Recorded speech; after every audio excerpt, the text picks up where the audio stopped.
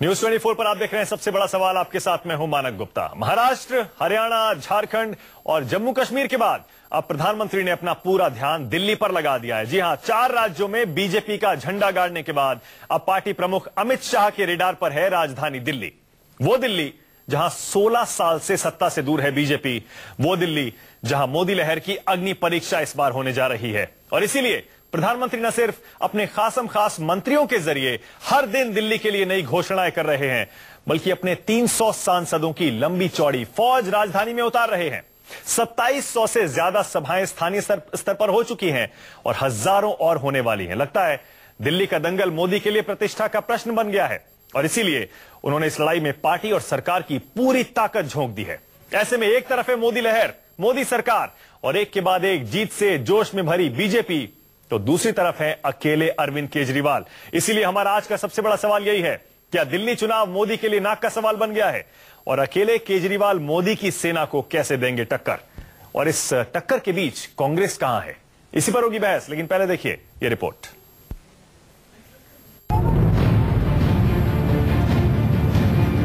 सात महीने बाद अचानक देश के बिजली मंत्री के पास प्रधानमंत्री का फोन आना कि दिल्ली देश की राजधानी है, इसलिए अनकट बिजली सप्लाई रहनी चाहिए। अचानक देश के वित्त मंत्री की ये वकालत कि दिल्ली की जनता को सस्ती बिजली मिले। अचानक देश के गृह मंत्री का 1984 के दंगा पीड़ितों को 5 लाख के मुआवजे का चेक बांटने लगना। सर्दी के मौसम में आने वाला कोई सियासी सदविचार नहीं है, बल्कि ये तैयारी है नाक की उस चुनावी लड़ाई की जिसकी आहट दिल्ली में सुनाई पड़ने लगी है। 30 वर्ष पहले जो वारदात हुई थी, उसका दर्द सामने से देखकर नहीं समझा जा सकता है, बल्कि उनकी आंखों में झांककर ही उस दर्द को समझा जा सकता है। जो ही चुनाव समाप्त हुआ, तुरंत ही इस संबंध में आदेश जारी कर दिया गया। मैं सचमुच इसका श्रेय यदि दिया जाना चाहिए तो अपने भारत के प्रधानमंत्री आदरणीय नरेंद्र मोदी को इसका श्रेय दिया जाना चाहिए। मौजूदा सरकार की ये स्पष्ट योजना है कि 24 घंटे बिजली मिले और सस्ती बिजली मिले।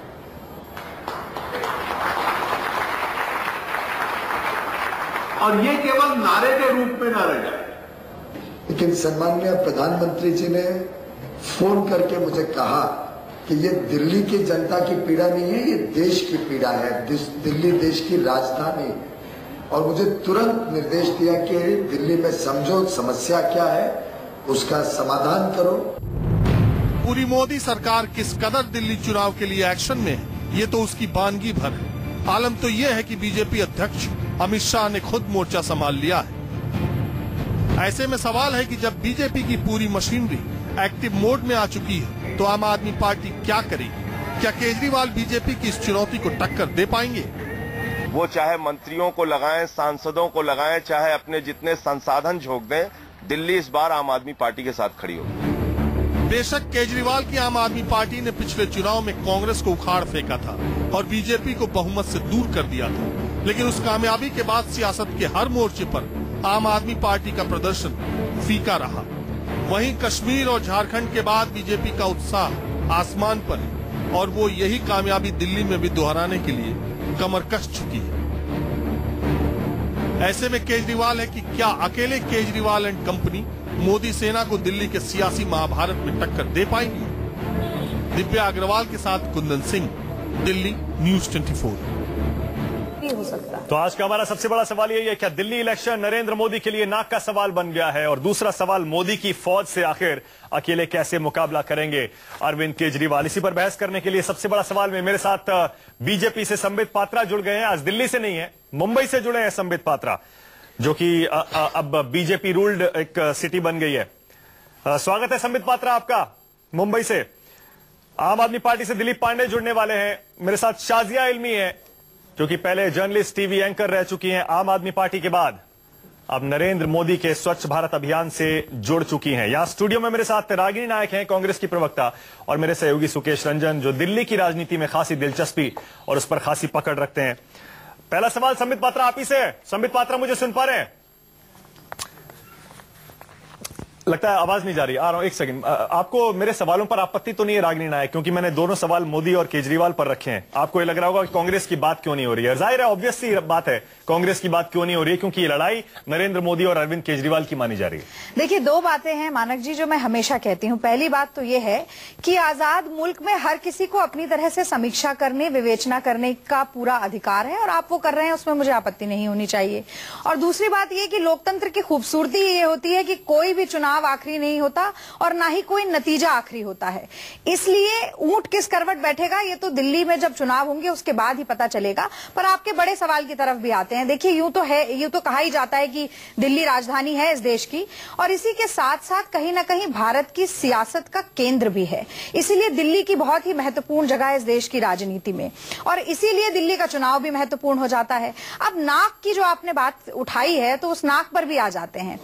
लोकसभा के चुनाव के बाद या मैं शुरुआत लोकसभा के चुनाव से ही करती हूं, जब एक नया फिनोमेना इस देश में आया और ये कहा जाने लगा कि एक आंधी चल रही है, एक जादू है, एक तूफान है। मैं तो मानती हूं कि चाहे आंधी हो, चाहे जादू हो, तूफान हो, क्षणभंगुर होता है। और वही हमने देखा जो 4 प्रदेशों के चुनाव हुए, कहीं ना कहीं ये जो आंधी थी, ये जो लहर थी, ये आपने ढलान की तरफ आते हुए देखी। क्षणभंगुर आप कह रही हैं, लेकिन 7 महीने तो हो चुके हैं। क्षणभंगुर है, लेकिन 7 महीने हो चुके हैं। अभी भी ऐसा लग रहा है 4 स्टेट जीतने के बाद। सुनिए मानक जी, देश की राजनीति के इतिहास के हिसाब से 7 महीने तो कुछ क्षण ही हैं, कुछ पल ही हैं। महाराष्ट्र में 20 सीट कम हुई असेंबली इलेक्शन में लोकसभा के बाद। झारखंड में 16 सीटें कम हुई। वो अलग बहस है। नहीं, क्यों अलग बहस है? देखिए, 44 मिशन 44+ से आधे में ही लगभग निपट के रह गई भारतीय जनता पार्टी। तो आप ये कैसे मान रहे हैं कि दिल्ली में बहुमत की गुहार लगाएंगे और बहुमत पा जाएंगे? 3 प्रदेशों में 4 में से बहुमत बहुमत बहुमत बहुमत हर रैली में बोलने के बाद संसद में बोलने के लिए नहीं गए, लेकिन चुनाव में प्रचार करते रहे। 3 प्रदेशों में वो संबित पात्रा क्या वजह है? संबित पात्रा क्या वजह है जिस दिल्ली में आपने मिशन 60+ बना दिया है, 70 में से 60 सीटें आप जीतेंगे, वहां आपको 300 सांसदों की फौज उतारनी पड़ रही है, सारे बड़े बड़े मंत्रियों को उतारना पड़ रहा है, हर दिन नई घोषणाएं करनी पड़ रही है। इसका मतलब नरेंद्र मोदी ने इसे नाक का सवाल बना लिया है दिल्ली को। संबित पात्रा, और क्यों? देखिए मानक जी, मैं तो किसी को सुन नहीं पाया क्योंकि मेरी साउंड कनेक्टिविटी अभी एस्टैब्लिश हुई है। मैं आपके आधे सवाल को सुन पाया हूं, उतना ही जवाब दे पाऊंगा। पहली बात तो है, मैं भी ट्विटर में पढ़ रहा था बार बार, खास करके आम आदमी पार्टी जो लिख रही थी कि 300 मेंबर ऑफ पार्लियामेंट को भारतीय जनता पार्टी दिल्ली में उतार रही है। तो मैं उनको स्पष्ट कर दूं, वो 300 जो मेंबर ऑफ पार्लियामेंट थे वो दिल्ली में इसलिए उतरे थे क्योंकि दिल्ली में संसद है और संसद का सत्र पार्लियामेंट के मेंबर्स को अटेंड करना पड़ता है। वो आम आदमी पार्टी से के नहीं उतरे थे। खैर, आम आदमी पार्टी को सब कुछ लगता है कि जो कुछ इस धराधाम पे हो रहा है, जो कुछ सृष्टि में हो रहा है, सब कुछ अरविंद केजरीवाल से जुड़ा हुआ है और सभी लोग एजेंट हैं अरविंद केजरीवाल को हराने के लिए। उनकी गलती नहीं है, ये उनकी मानसिकता है। और जहां तक ये रोज रोज मीडिया का सवाल शुरू हो जाता है 6 बजते ही कि क्या ये मोदी जी का नाक का सवाल है, क्या अरविंद केजरीवाल जी मोदी जी के रथ को रोक लेंगे, क्या अरविंद केजरीवाल जी मोदी लहर को खत्म कर देंगे? अरे कितनी बार शाम 6 बजे यही डिस्कशन होगा। पूरे हिंदुस्तान ने लगातार 1.5 वर्ष 7 बजे संबित पात्रा, 7 बजे सबसे बड़ा सवाल 7 बजे हमने देखा किस प्रकार से। हाँ, 7 बजे। नहीं, 7 बजे, 8 बजे, 6 बजे हमेशा होते रहता है यही। हमने देखा किस प्रकार अरविंद केजरीवाल जी गए थे गंगा में, गंगा स्नान वहां डूबे और उसके बाद यमुना में निकल के आने का जो प्रयास ये कर रहे हैं, ये पूरा हिंदुस्तान देख रहा है। कौन डूब रहा है, कौन कहां से निकल रहा है, ये भी देख रहा है। इसलिए ये बार बार बेईमानी का सवाल। संबित पात्रा, मोदी आम आदमी पार्टी के दिलीप पांडे अभी आ रहे हैं, दिलीप पांडे, उनसे पूछ लूंगा मैं। बीजेपी का पूछा आपने संबित जी से, और जवाब में केवल आम आदमी पार्टी की सवाल संबित पात्रा ये, चलिए आप सांसदों के नंबर को आप गलत बता रहे हैं, 300 नहीं है, चलिए ठीक है, 163 तो है। रागिनी जी, 163 की खबर तो पक्की है, जिनमें से कुछ सांसदों ने सभाएं नहीं की, तो उनको नरेंद्र मोदी ने डांट लगाई है कि आप जाइए दिल्ली में, दिल्ली बहुत अहम है। और इसके अलावा जो ये भी एक चीज जोड़ना चाहती हूँ, बस सभाओं में हो क्या रहा है। हमने साध्वी निरंजन ज्योति की सभाएं तो देख ली, और यदि इसी तरीके की सभाएं करना चाहते हैं तो जितनी कम से कम सभाएं हो वही अच्छा है, दिल्ली के सांप्रदायिक सौहार्द के लिए और वैमनस्यता को रोकने के लिए। नहीं मानक, मैं कह रहा हूँ कि अगर मोदी यहाँ वैसे रागिनी जी, मैं यहाँ कन्फेस कर लूं, आप अगर अलाउ करें तो मैं एक छोटा सा कन्फेशन करना चाहता हूँ। मैं भी कन्फेशन करना चाहता हूँ और मैं आपसे आग्रह करूंगा कि जिस दिन राहुल गांधी एक दिन दिल्ली में, प्लीज राहुल गांधी जी को एक दिन दिल्ली में उतारिए। आपके लिए तो जो होगा सो होगा, हमारे लिए भी अच्छा होगा। आपने कहा कि आप कन्फेस करना चाहते हैं, ये किस तरीके का कन्फेशन था मुझे समझ नहीं आया, लेकिन कांग्रेस पार्टी का शीर्ष नेतृत्व जरूर चुनाव में उतरेगा, उसके लिए आपको गुहार लगाने की जरूरत नहीं है। आप दिल्ली में अपनी मीटिंग्स को जरा सुयोजित ढंग से करें और जितने नेता हैं उन पे मोदी जी से ये भी कहें कि उन पे थोड़ी सी तो लगाम नहीं, अगर मोदी यहाँ अपने आप को अपनी पार्टी को संबित जी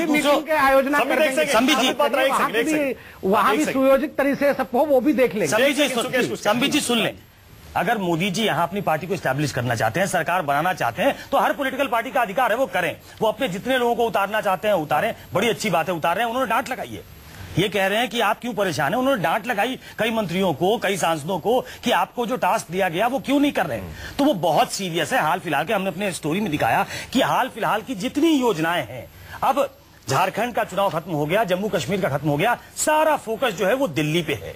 और ये कह रहे हैं कि हम 7 बजे, 6 बजे, 8 बजे डिस्कशन शुरू कर देते हैं। बिल्कुल सही कह रहे हैं आप, लेकिन जो एडवर्टीजमेंट बनाया है वो हमने नहीं बनाया। इनका एडवर्टीजमेंट जो पूरे दिन चलता है एफएम पे, वो बिल्कुल केजरीवाल सेंट्रिक है। तो क्या ये भी केजरीवाल से डरे हुए हैं? केजरीवाल एक फैक्टर है, इसमें कोई डाउट नहीं है। इसमें रागिनी को भी कोई अन्यथा लेने की जरूरत नहीं है। और वो भी मानेंगे इस बात को कि उनकी लड़ाई केजरीवाल से है, वो ये मानते हैं। तो ये हमने शुरू नहीं किया है। केजरीवाल पे पूरा फोकस जो है वो बीजेपी का है, और ये दिखाता है कि कहीं ना कहीं नर्वसनेस है कि कहीं कुछ गड़बड़ तो नहीं होने वाला। ठीक है, ये मानना पड़ेगा। ठीक है, इस सिक्के का दूसरा पहलू ये है। शाजिया, मैं आपके पास आ रहा हूं। दूसरा पहलू ये है, और ये सवाल आपसे इसलिए शाजिया क्योंकि आप एक जर्नलिस्ट रह चुकी हैं, आप आम आदमी पार्टी के सबसे खास नेताओं में रह चुकी हैं, और हाल फिलहाल में आप नरेंद्र मोदी के स्वच्छता अभियान से जुड़ी हैं। उसका डेफिनेशन, आपका फिलहाल रोल क्या है, उस पर बाद में बात हो जाएगी। लेकिन आपके हिसाब से शाजिया, क्या अकेले केजरीवाल मोदी की इतनी लंबी चौड़ी फौज का मुकाबला कर सकते हैं? शाजिया, देखिए, पूरा आइडिया कि कोई भी इंसान किसी भी पार्टी पर, किसी भी सोच पर पूरी तरह से काबिज हो और पूरा की पूरा कैंपेन उसी पर आधारित हो, मुझे लगता है कि जमहूरियत और लोकतंत्र के जो मूल्य, जो वैल्यूज हैं, उसके खिलाफ है। चाहे वो नरेंद्र मोदी करें, चाहे वो अरविंद केजरीवाल करें। और इसी मुद्दे को लेकर और अन्य कुछ चीजों को लेकर ही मैंने पार्टी से रिजाइन किया था, आपको याद होगा, क्योंकि मुझे लगा कि यहाँ पे भी एक इनर कोटरी है और जो पार्टी के अंदर जो जमहूरियत होनी चाहिए वो नहीं है, जो साफ जाहिर है। लेकिन ऐसे और मैं रागिनी जी से भी कहना चाहूंगी, ये सही बात है जो निरंजन ज्योति जी ने किया। बहुत ही शर्म आती है उस तरह के भाषण को सुनकर, खासतौर से जो अपने को कोई साध्वी कहलाता है और इतनी गाली गलौज का प्रयोग करता है।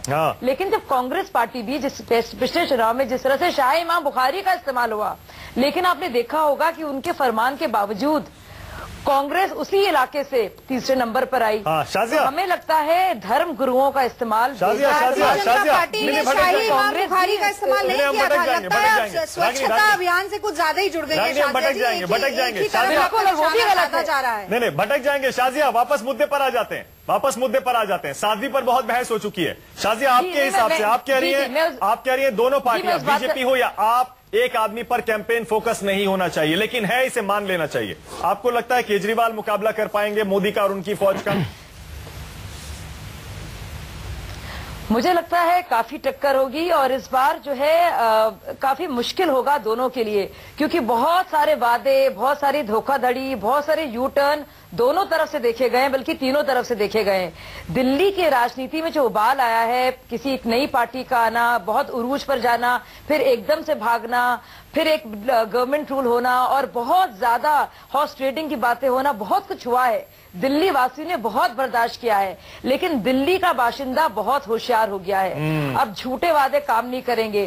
क्या संकल्प है, क्या सोच है, क्या कथनी है और क्या करनी है, इस पर जो पार्टियां ठीक है शाजिया, और इस बार सिर्फ ठीक है शाजिया, ठीक है शाजिया, आपसे आपकी बातें सुनकर मैं और कंफ्यूज हो गया हूं कि आखिर फिलहाल आपका करंट रोल क्या है, क्योंकि आपने कांग्रेस को भी आड़े हाथों ले लिया, बीजेपी को भी ले लिया, मोदी को भी ले लिया, केजरीवाल को भी ले लिया, आम आदमी पार्टी को भी ले लिया।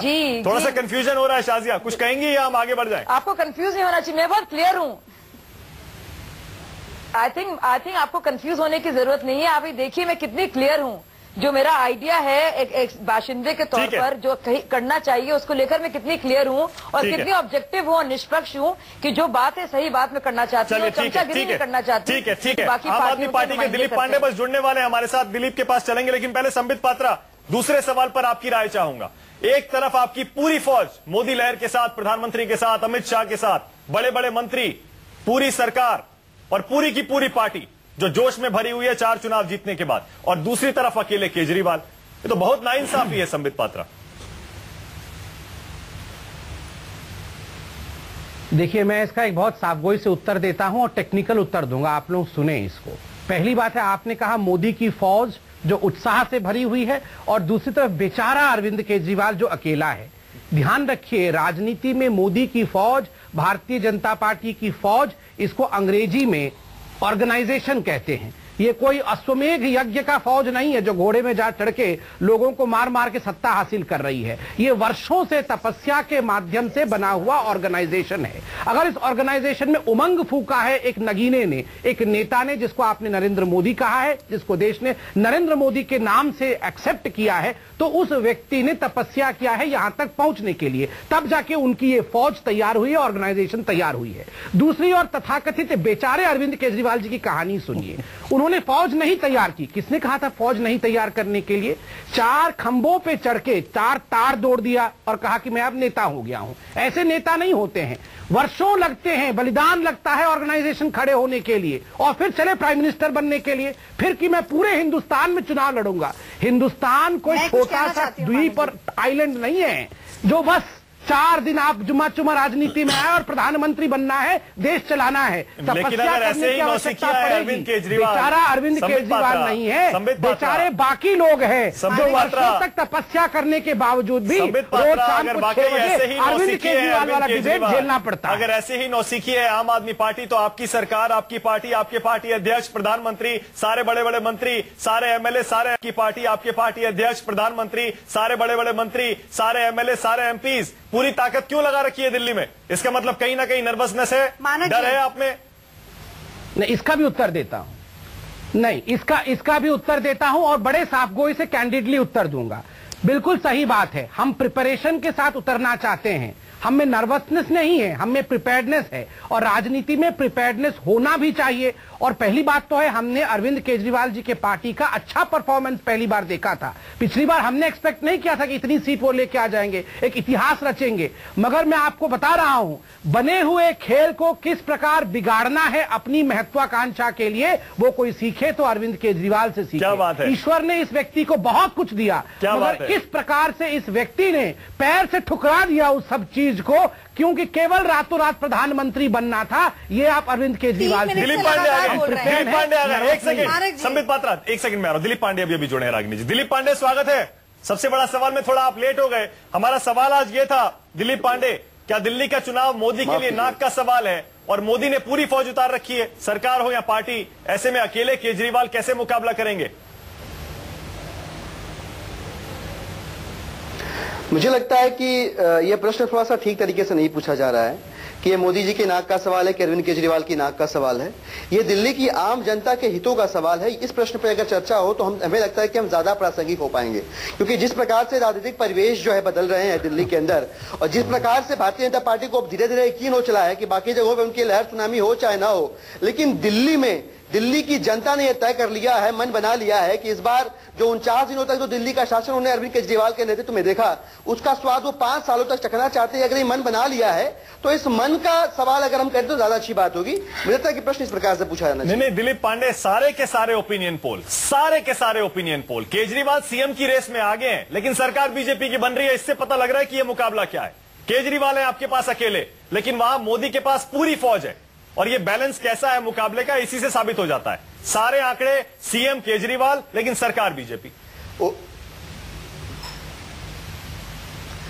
ये भी बड़ा विरोधाभासी है। आप ओपिनियन पोल्स की बात कर रहे हैं। एक स्थापित न्यूज चैनल ने पिछले साल ओपिनियंस पोल के सच को जनता के सामने उजागर कर दिया। इसके बाद भी बहुत सारे चैनल ओपिनियन पोल करवा रहे हैं, उनके हिम्मत की दाद देता हूं मैं। आंकड़ों का बाजार है साहब, आंकड़ों के बाजार में आंकड़े बिक रहे हैं, लेकिन खरीदार जनता जो है मौजूद नहीं है। और जहां तक दिल्ली के आंकड़ों का सवाल है, तो तीन ओपिनियन पोल्स तो अभी कुछ दिनों में पिछले आए हैं, और आप उसमें देख रहे होंगे कि लगातार आम आदमी पार्टी का ग्राफ जो है दिल्ली के अंदर बढ़ता जा रहा है। अभी 3 चैनलों ने लगातार चलिए ठीक है, लेकिन ऐसा लगता है सुकेश, एक सेकंड, सिर्फ एक सेकंड। सुकेश, मैं छोटा सा सवाल पूछना चाहता था। हाँ, पूछो। हम आंकड़ों के खेल में नहीं जाते हैं दिलीप जी, मैं सुकेश बोल रहा हूं।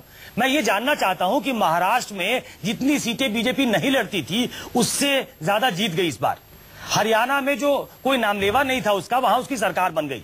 जम्मू कश्मीर में उसने अब तक का बेस्ट परफॉर्मेंस किया है। माफ कीजिएगा, ये मत कहिएगा कि घाटी में उसकी जमानत जब्त हो गई, लेकिन नंबर्स उसके आए हैं, और नंबर्स आज की तारीख में नंबर्स इंपॉर्टेंट है, हमेशा रहे हैं सरकार बनाने के लिए। झारखंड में उसकी सरकार बन गई, नए नेता की घोषणा हो गई है, शपथ लेना बाकी है। उसके बाद भी आपको क्या लगता है कि नरेंद्र मोदी जो है वो कोई फैक्टर नहीं है? देखिए सुकेश जी, मुझे लगता है कि हमें इस देश के वोटर्स के साइकी को समझना बहुत जरूरी है। आप सही कह रहे हैं, मैं नहीं कहूंगा कि 34 में से 33 सीटों पे कश्मीर के अंदर, घाटी के अंदर भारतीय जनता पार्टी की जमानत जब्त हो गई। लेकिन अगर बात करें आप महाराष्ट्र की, हरियाणा की, तो इस देश की जनता कांग्रेस के कुशासन से पिछले कई दशकों से परेशान थी, और वहां पे कोई ईमानदार विकल्प न होने की वजह से जहां चुनना पड़ा कि गड्ढे में जाए कि खाई में जाए, जनता ने आपके भागने से भी परेशान थे ना, आपके भाग जाने से भी परेशान हो गई ना दिलीप भाई, दूसरे को उत्तर देने का प्रयास, आपके भाग जाने से परेशान हो गई। लेकिन दिल्ली के अंदर यह स्थिति नहीं है। दिल्ली के अंदर दिल्ली की जनता के पास एक ईमानदार विकल्प मौजूद है। शासन में दिल्ली की जनता ने 49 दिनों में सुशासन कैसा होता है इसका विश्वास रख लिया है। तो गफलत में है कि महाराष्ट्र और हरियाणा दिल्ली में दोहराया जाए। देखिए, सबसे पहले तो दिल्ली में दोनों पार्टियों के नारे देख लीजिए, 5 साल केजरीवाल और आओ चले मोदी के साथ। इसी से पता चल जाता है कि कितनी संगठन केंद्रित पार्टियां हैं और कितनी व्यक्तिवादी नेतृत्व पर आधारित ये चुनाव लड़ना चाहती नहीं है, इसलिए आप ऐसी बात कह रही हैं। देखिए, मैंने बहुत अच्छे सुना, मैं आपको इसका भी जवाब दूंगी। 15 साल तक इस दिल्ली के राजनीतिक इतिहास में केवल एक पार्टी है जिसने स्थायी और सशक्त नेतृत्व दिया 15 साल तक, वो कांग्रेस पार्टी है। आपने खुद यही बात अभी बोली, बहुत महत्वपूर्ण है समझना कि दिल्ली में केजरीवाल जी ने और देश में मोदी जी ने एक नया परिदृश्य दिखाया जनता को, और कहा कि हम ऐसे सकारात्मक परिवर्तन करेंगे राजनीतिक परिवेश में कि कि हर मर्ज की दवा एक मोदी जी उभर कर आएंगे और एक केजरीवाल जी उभर कर आएंगे। और हमने फिर बार बार देखा कि कितनी वादा खिलाफी हुई। 6 महीने में 25 यूटर्न भाजपा के और 49 दिन में 49 यूटर्न आम आदमी पार्टी के। मैं तो कहूंगी कि इस वक्त एंटी इनकम्बेंसी अगर है तो वो आम आदमी पार्टी के खिलाफ है और भारतीय जनता पार्टी के खिलाफ, कांग्रेस के खिलाफ नहीं है। 15 साल आप कह रहे थे आम आदमी पार्टी। शाजिया आलमी कुछ कह रही है, शाजिया बहुत देर से उंगली उठा रही है। एक मिनट, सांप्रदायिक सद्भाव इतने दशकों में दिल्ली का किसके नेतृत्व के अंदर बिगड़ रहा है? पुलिस वालों की पिटाई कहाँ हो रही है? महिलाओं की अस्मिता हर रोज इस तरीके से लूट रही है। मोदी जी तो कहते थे जाके कि आप वोट करने जा रहे हैं तो निर्भया को याद करिए, ये उन्होंने कहा हर जगह। काले धन की बात अगर मैं करूं, और दिलीप पांडे जी ईमानदारी की बात कर रहे हैं। सामने आकर ये कहा कि कोई भ्रष्टाचार कम नहीं हुआ है। तो आप झूठी बात बोलना बंद करिए, दिल्ली की जनता बहुत समझदार है। मानक, मैं ऐसे आपको कुछ बात कहना चाहती हूँ जिससे आप शायद बिल्कुल बहुत समझदार है रागिनी जी। मानक, मैं आपसे मानक मैं ऐसा कुछ अभी कहना चाहूंगी जिससे आप शायद और कंफ्यूज हो जाएं। हाँ, आप बोलिए जी। मानक, मैं आपको कुछ और कंफ्यूज करना चाहती हूँ, लेकिन मैं फैक्ट्स आपको कुछ दूंगी। पिछली बार जो लड़ाई थी, जैसे कि कहा जा रहा है, कांग्रेस के भ्रष्टाचार के खिलाफ लड़ाई थी और अरविंद को बहुत सीटें आई और हम सब उसका हिस्सा थे। इस बार वो लड़ाई कांग्रेस से नहीं है। एक तो ये, तो मुझे लगता है अरविंद के लिए इस बार दिक्कत हो सकती है, क्योंकि उस तरह का मामला भ्रष्टाचार का, कांग्रेस का भ्रष्टाचार जिसके बारे में एक तथ्य भी नहीं दे पाए, 300 फाइलों की बात पहले करते थे, एक प्रमाण भी नहीं निकल पाया। रागिनी की तमीज की बात है। नहीं, तमीज की बात होती है, आप ना बोलिए बीच में, बात तमीज आप गलत बात बोलेंगी तो मुझे टोकना पड़ेगा। हो जाइए ना, आपकी बात भी शांति से सुनिए, पर गलत बात मत बोलिए। जो सच्चाई है आप बात बोल लीजिए। आप कह रही है मैं फैक्ट की बात कर रही हूं, गलत बात बोल कर रही हूं। चलिए आप बोल लीजिए। अच्छा निशा जी, आप कंप्लीट करिए। वो आपको रोकना चाह रही थी, उनको अपनी बात कहनी थी, कह दी। आप कंटिन्यू करिए, बोलिए। हाँ, तो जी, तो एक तो है कि इस बार लड़ाई कांग्रेस और कांग्रेस के भ्रष्टाचार के खिलाफ नहीं है। दूसरी बार जब वो लड़ाई हुई थी तो आप देख रहे होंगे जो महंगाई थी वो बहुत ज्यादा थी, तो महंगाई कम हुई है। लेकिन मैं दूसरी आपको बात कहकर अब फिर से कंफ्यूज करती हूँ, क्योंकि मैं निष्पक्ष बात रखना चाहती हूँ। संबित पात्रा भी कह रहे थे कि वो पूरी तरह से प्रिपेयर्ड है, लेकिन अगर आप बाहर जाके देखेंगे तो होर्डिंग्स और जितने भी बोर्ड्स हैं और इश्तेहारात हैं और जो एफएम पर पूरा प्रचार है वो सिर्फ आम आदमी पार्टी का है, वो ना कांग्रेस का है ना भाजपा का है। तो हमें लग रहा है आम आदमी पार्टी ज्यादा प्रिपेयर्ड है। अच्छा, हालांकि मुद्दे उनके पास कम है और वो जो लोगों का गुस्सा था। ठीक है जी, तो ये दो फैक्ट्स हैं जी। चलिए ठीक है, छोटा सा ब्रेक मुझे लेना पड़ेगा। संबित पात्रा, मुझे पता है आप बेताब हैं, और दिलीप पांडे भी, क्योंकि यहाँ रागिनी और शाजिया ने बहुत सी ऐसी बातें की है जो चुभ गई होंगी। छोटा सा ब्रेक ले रहा हूं, सबसे बड़ा सवाल जारी है। सवाल वही है, क्या दिल्ली का चुनाव मोदी के लिए नाक का सवाल बन गया है, और अकेले केजरीवाल मोदी की फौज से कैसे करेंगे मुकाबला? तो आज का सबसे बड़ा सवाल यही है कि दिल्ली का चुनाव नरेंद्र मोदी के लिए नाक का सवाल बन गया है, और मोदी की पूरी लंबी चौड़ी फौज से आखिर अकेले कैसे मुकाबला करेंगे अरविंद केजरीवाल? दिलीप पांडे हमारे साथ, आम आदमी पार्टी के प्रवक्ता। दिलीप पांडे, हम देख रहे हैं चाहे फंड जुटाना हो, चाहे सभा करनी हो, चाहे कुछ भी करना हो, लोगों का सपोर्ट मांगना हो, हर जगह अरविंद केजरीवाल ही दिखाई देते हैं। फंड जुटाने के लिए लंच, डिनर, कॉफी, सेल्फी, ये हम सब देख चुके हैं। फंड जुटाना अलग, सभा करनी अलग, लोगों का सपोर्ट मांगना अलग, मीडिया से बात करनी अलग। आपके पास सिर्फ एक अरविंद केजरीवाल है, वरना कहते हैं कि बाकी नेताओं को तो सभा करना मुश्किल हो जाता है, उसमें लोग नहीं आते हैं। दिलीप पांडे, ये तो मानेंगे आप? नहीं, बिल्कुल। दरअसल है क्या कि आप मीडिया के साथियों के कैमरे सिर्फ अरविंद केजरीवाल को दिखाते हैं, वरना आपको बता दूं कि दिल्ली की टीम के तकरीबन 12-15 जो भी शीर्ष नेतृत्व के साथी हैं, वो पूरी विधानसभा, अभी मैं एक विधानसभा संबोधित करके आ रहा हूं जहां पे अच्छी खासी भीड़ थी, ठीक ठाक लोग थे, तो हर जगह विधानसभाएं हो रही हैं। आपकी नजर में अरविंद केजरीवाल आते हैं, अरविंद केजरीवाल आपके चाहते हैं, आप उनको ही दिखाते रहते हैं, बाकी लोगों को दिखाते नहीं है, वरना हकीकत इससे कुछ दिगर है। और अभी आप जो प्रश्न कह रहे थे कि माननीय प्रधानमंत्री जी के नाक का सवाल हो गया दिल्ली का चुनाव, ये थोड़ा सा कहना ठीक नहीं होगा कि अरविंद केजरीवाल मोदी जी की पूरी फौज के सामने अकेले लड़ रहे। पूरी दिल्ली की जनता उनके साथ है, और जिस फौज की आप बात कर रहे हैं उनमें से 200 तो अपने घरों से निकले ही नहीं। अभी किसी अखबार में पढ़ रहा था, कुछ दिन पहले खबर आई कि 300 सांसद मोदी जी के 2700 सभाएं क्या करेंगे। पता चला कि 200 अपने घर से निकले ही नहीं। और मैं आपको बता दूं, मेरे पास 150 फोटोग्राफ ऐसी पड़ी हैं जहां भारतीय जनता पार्टी के सांसद सभा कर रहे हैं और वहां पे 70-80 लोग बैठे हुए हैं। उससे ज्यादा लोग तो आम आदमी पार्टी का जब प्रोजेक्टर चलता है, जहां पे हम अपनी पार्टी की फिल्में दिखाते हैं, वहां पे 200-250 लोग आ जाते हैं। तो इस बात का प्रमाण है कि जनता किस कदर दिल से 49 दिनों के शासन को 5 साल के शासन में बदलते हुए देखना चाहती है। और इसके लिए पूरी की पूरी पार्टी ग्राउंड पे सक्रिय है। सवाल सिर्फ अरविंद केजरीवाल का नहीं है, सवाल दिल्ली की जनता का है, सवाल किसी नेता के नाक का भी नहीं है, बल्कि दिल्ली की जनता के हितों का प्रश्न। वैसे डायलॉग आपने एकदम फिल्मी मारा है कि अरविंद केजरीवाल अकेले नहीं है, उनके साथ दिल्ली की 1.5 करोड़ की जनता है। संबित पात्रा, जवाब दीजिए। संबित पात्रा। नहीं, ये 49 पुराण जो है, ये 49 पुराण इतिहास में दर्ज होगा। जिस तरह से रोज रोज ये 49 दिन करते रहते हैं और उसके पुराण की गाथा गाते रहते हैं, ये पता नहीं 49 दिनों में ऐसा क्या कमाल कर दिया है इन्होंने कि 1.5 करोड़ जनता इनके साथ जुड़ गई है। खैर, मैं अब टॉपिक पे आता हूँ। आपने एक चीज मार्क किया, 2 बार दिलीप जी ने एक विषय पे ध्यान दिलाया। दिलीप जी ने एक तरह से हाथ जोड़ के कहा है, ये बार बार मोदी वर्सेस अरविंद केजरीवाल मत करिए। आते ही इन्होंने कहा और दोबारा भी अभी कहा, ये ठीक नहीं है अरविंद केजरीवाल वर्सेस नरेंद्र मोदी। क्योंकि आपको ध्यान होगा, थोड़े दिन पहले मोदी शरणम गच्छामी हुई है आम आदमी पार्टी। इनके वेबसाइट के ऊपर इन्होंने लिखा था Modi for PM, Arvind for CM.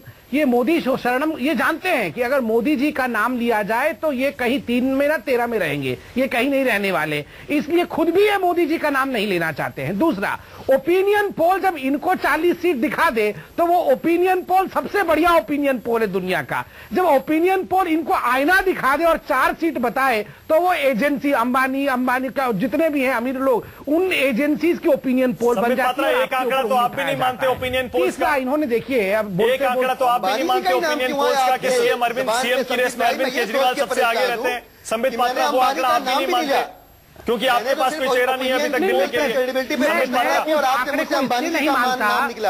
कोई पुराना रिश्ता है क्या? मैं उस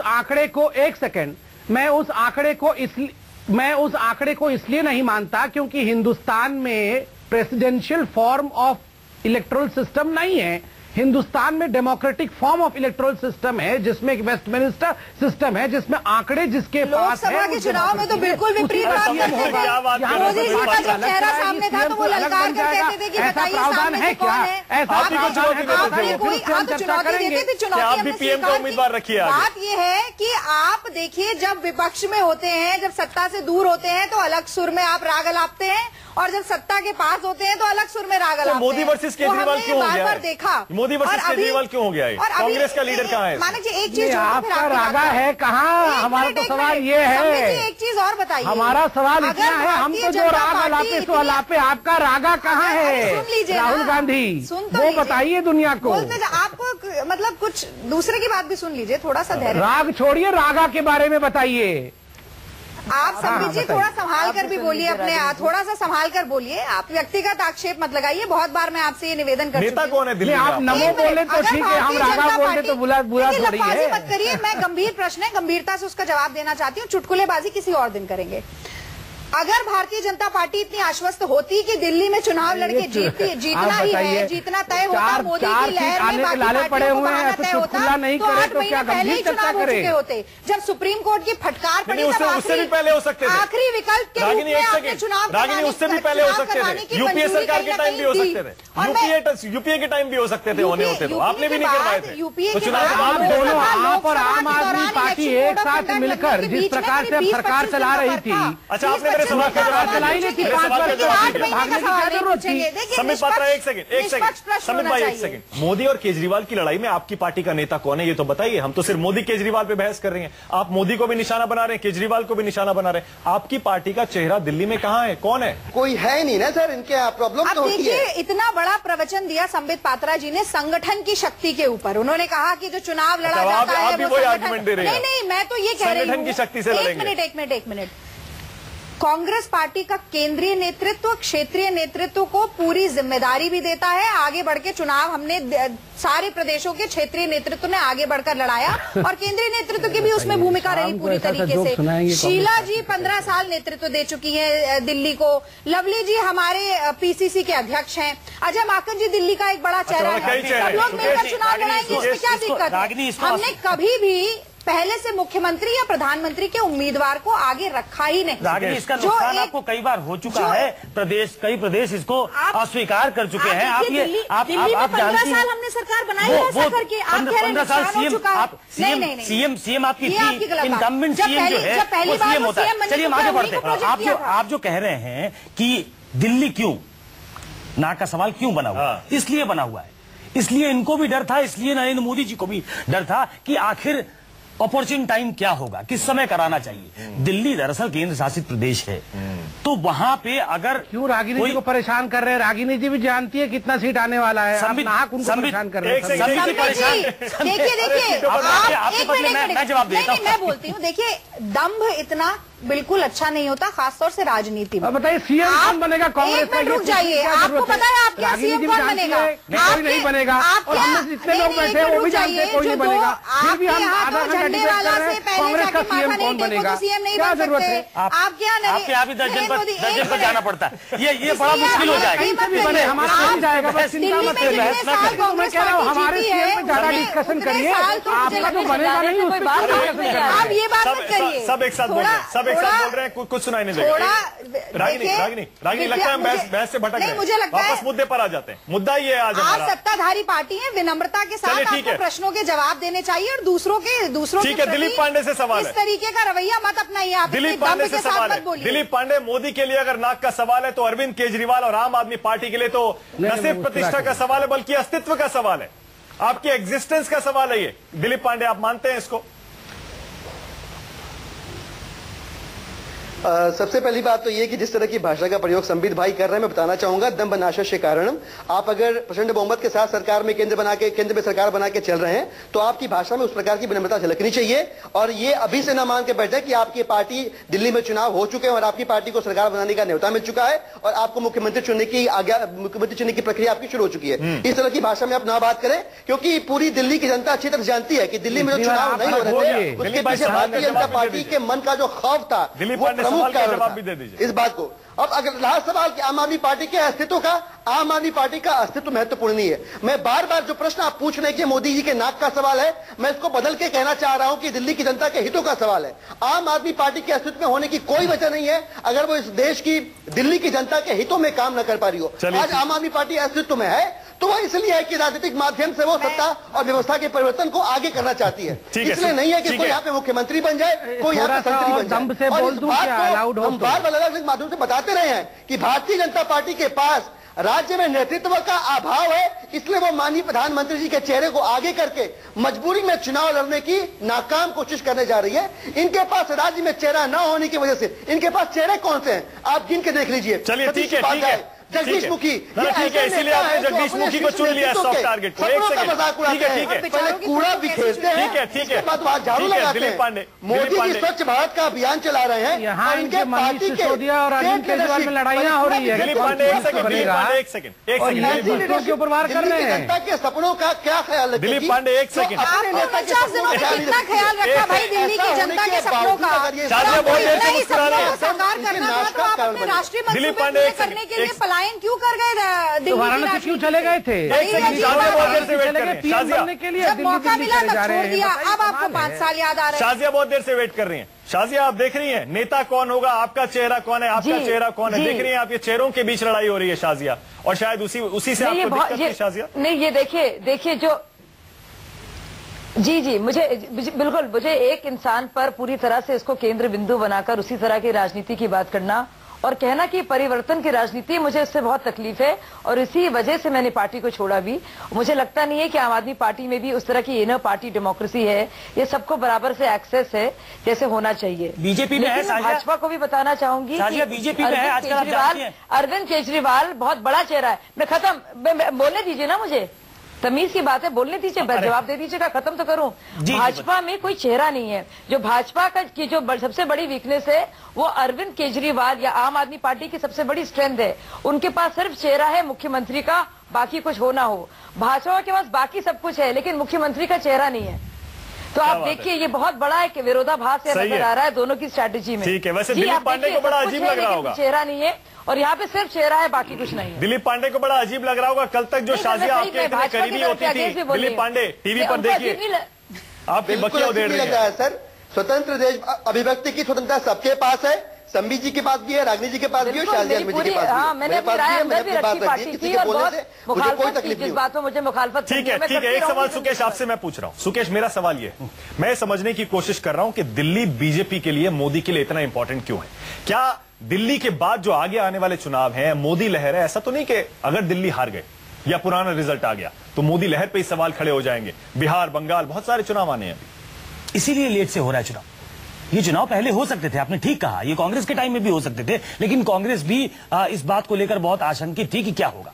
ये बीजेपी चाहती, सरकार आने के साथ तुरंत चुनाव करा सकती थी, पहले उसने मांग किया था, लेकिन उसने नहीं कराया क्योंकि एक वाटर टेस्ट हो सकता था कि अगर दिल्ली हार गए, जहां नरेंद्र मोदी बैठने लगे, तो क्या जिस 7 RCR जो दिल्ली में है, अगर वहां का चुनाव गड़बड़ हो गया, अगर वहां नंबर्स कम आ गए तो दिक्कत होगी। अभी भी कई चुनाव होने हैं, लेकिन अब चूंकि कई राज्यों में जीतते हुए यहां तक पहुंचे हैं, तो अब ऐसा मौका आ गया है कि अब चुनाव करा लेना चाहिए और थोड़ा कॉन्फिडेंस बड़ा है क्योंकि वो रथ जो आगे चला था वो थोड़ा धीमा जरूर हुआ है, लेकिन उसका असर, पेनिट्रेशन जो है वो दूर तक है, अभी भी लोगों में है। तो ये अभी शायद उनको मुफीद टाइम लग रहा है कि अभी करा लेना चाहिए। संबित पात्रा, क्या वाकई बेस्ट टाइम आपने चुना है, ये देखते हुए कि 4 स्टेटों में, 4 राज्यों में बढ़िया प्रदर्शन हो गया और अब दिल्ली की जनता को यह बताने के लिए काफी है भैया मोदी लहर जोर शोर से चल रही है, आप मिस मत करना इसे? देखिए, मैंने तो आरंभ से कहा ये प्रश्न ही बेमानी है, क्योंकि ये प्रश्न हर दिन पूछा जा रहा है, 1.5 वर्ष हो गया कि अब क्या मोदी लहर समाप्त हो गया, अब क्या रथ थम गया, अब क्या रथ की स्पीड 2 किलोमीटर प्रति घंटे की रफ्तार से कम हो गई है। अब देखिए, इसका कोई माने नहीं बनता है। हर जगह हम देख रहे हैं किस प्रकार का प्रदर्शन हो रहा है। अभी दिलीप जी कह रहे थे कि विकल्प नहीं था दूसरे राज्यों में, इसलिए भारतीय जनता पार्टी को चुन लिया। गड्ढा और खाई का एग्जाम्पल दे रहे थे। विकल्प के मामले में आपको ध्यान होगा कि इस प्रकार से इनकी पार्टी में लड़ाइयां हुई थी। योगेंद्र यादव और आम आदमी पार्टी के संयोजक अर्थात अरविंद केजरीवाल रूठा मनाई मना रहे थे। योगेंद्र यादव चाहते थे कि वो हरियाणा के सीएम बन जाए, का पत्र याद कर लीजिए, जान चुके थे जब से वो वाराणसी में पीएम आडवाणी जी का पत्र याद कर लीजिए, थोड़ा सा अपने इतिहास को पलट के देख लीजिए, आपको आभास हो जाएगा आपकी पार्टी में आंतरिक कलह किस प्रकार से पहुंचे हुए हैं। बीच में मत बोलिए, शांत रहिए। जो साजिया कह रही है वो तमीज फॉलो करिए। साजिया जी ठीक कह रही है, सबको तमीज फॉलो करना चाहिए। अच्छा ठीक है, बोलिए बोलिए प्लीज, मैं रिक्वेस्ट करता हूँ। आप देखिए किस प्रकार योगेंद्र यादव और आपके बीच लड़ाई हुई थी, क्योंकि वो चाहते थे कि विकल्प हरियाणा में बने और वहां जाके सीएम बन जाए, मगर क्या हो गया, क्यों नहीं गए? क्योंकि डर किसके पास है, नर्वसनेस किसके पास है? क्योंकि खुद अरविंद केजरीवाल जी मानते हैं और जानते हैं कि भारी भूल हो गई है। आप दिल्ली के विषय में चिंता नहीं करते थे, आप अपनी महत्वाकांक्षा के लिए चिंता करते थे कि रात रात तक सीएम और सुबह सुबह तक पीएम बन जाना है। ऐसे नहीं होता है। एक और सवाल है, पूरी को दावे ना आधी पावे ना पूरी पावे। संबित पात्रा, एक सवाल और है। संबित पात्रा, नर्वसनेस तो है, तभी तो आपका पूरा रेडियो कैंपेन अरविंद केजरीवाल के आसपास घूम रहा है, सिर्फ अरविंद केजरीवाल को टारगेट कर रहा है, आम आदमी से नाकाम आदमी बना रहा है। एक तरफ मोदी के साथ चले और दूसरी तरफ आम आदमी नाकाम आदमी। इनके खौफ का बयान इनके कैंपेन से मिल जाता है। नहीं, आप बताइए दिल्ली में अगर चुनाव होगा और कैंपेन किया जाएगा, चाहे वो रेडियो में होर्डिंग में हो, तो किसके खिलाफ करेगी भारतीय जनता पार्टी? शीला दीक्षित जी के खिलाफ करेगी? किसके खिलाफ करेगी? नेगेटिव कैंपेन परफॉर्मेंस थोड़ा ठीक था जिनका, जो नंबर 2 उभरी थी, उस पार्टी के खिलाफ ही करेगी। आपको तो ये कहना चाहिए आपकी सरकार दिल्ली में तो अपने खिलाफ करना चाहिए। आप कोई मुद्दा नहीं बता रहे हैं, आप शीला दीक्षित के नाम से टारगेट करने में लगी हुई है। और उसके बाद प्रवचन इस बात पे है कि दिल्ली की जनता का क्या होगा, दिल्ली की जनता के सपनों का क्या होगा। दिल्ली की जनता के बारे में बात कर कौन रहा है? क्या मुद्दे हैं आपके? कोई बता पा रहा है? आओ चले मोदी के साथ और एक दूसरे को टारगेट करते रहे तो वो कांग्रेस के अलावा मुझे एक चीज और देखिए, खाली हो जाएंगे, फिर प्रवचन ही करना पड़ेगा और कुछ केस नहीं रहने वाला। आप देखिए, मुद्दे से तो भटकाकर तमाम बातें करते रहे। थोड़ा आप काम की बात क्यों नहीं करते हैं? आप अपने एडवर्टीजमेंट में, अपने इसमें अपना एजेंडा, अपना प्लान ऑफ एक्शन क्यों नहीं बताने की काम की बात? चलिए टाइम खत्म हो रहा है। कौन सी काम की बात है? टाइम खत्म हो रहा है। संबित पात्रा, समय बिल्कुल खत्म है। क्लोजिंग कमेंट शाजिया इल्मी। Shazia, closing comment.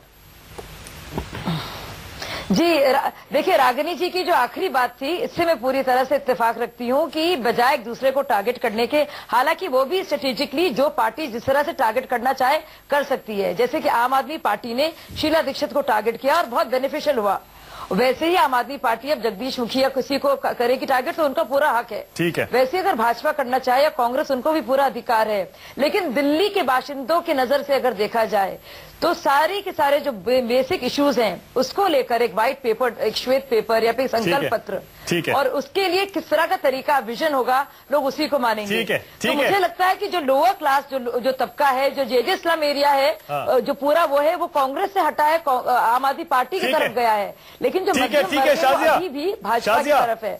शाजिया, मुझे लग रहा है कि आप कुछ साल पहले चले गई हैं और जर्नलिस्ट के रोल में पूरी तरह से आ गई हैं आप।